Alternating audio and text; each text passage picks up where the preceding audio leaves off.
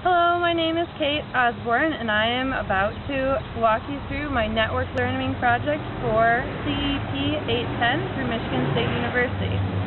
My goal here today is to graft together two trees.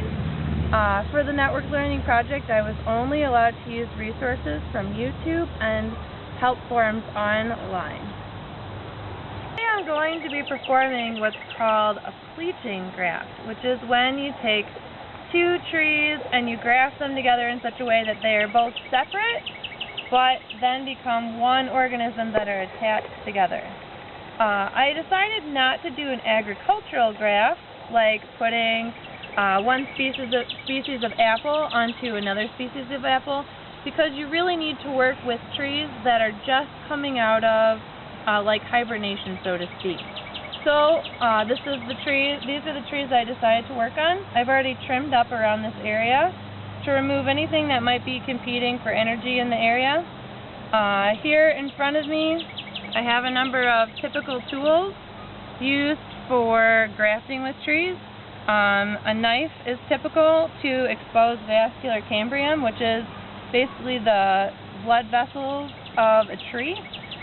So what I'm going to do here also is make sure that this graft is very stable. If there's any rubbing, it'll cause continual breaking of the graft and having to make it reform.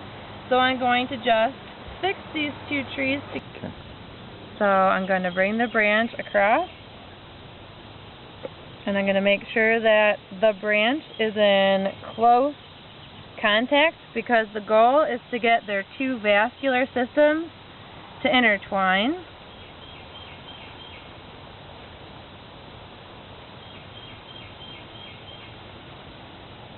Now you'll notice, if you look at the leaves, if you're able to see them, that these are both maple trees. Trees that are of the same species, that are able to produce offspring together, are much more likely to graft successfully. It's kind of like the idea behind like a tissue graft, like as a person might experience.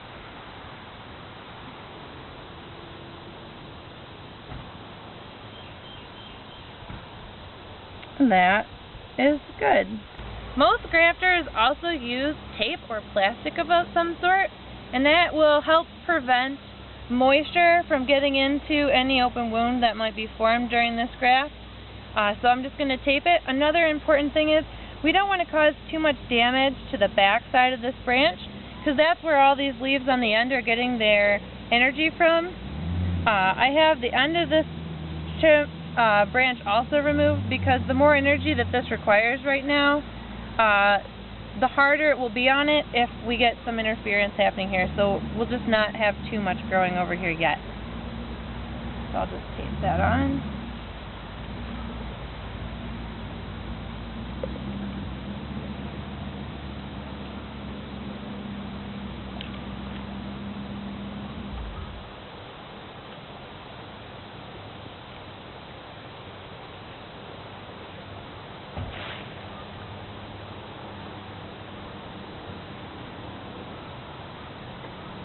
Any amount of friction that occurs between these two branches is going to break my graft. So I'm going to take a minute and use these stakes I've already placed to hold these trees in place and to minimize the amount of movement that they get from the wind.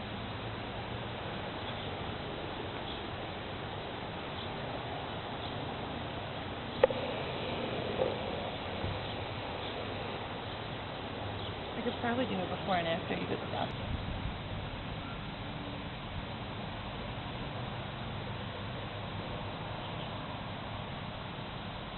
The last step that I'm going to take is to use an additional stick, and I'm going to bind it to both of the trees so that this branch that is going to be my bench seat is not going to be the only structure that is affected by the movement happening between the two trees.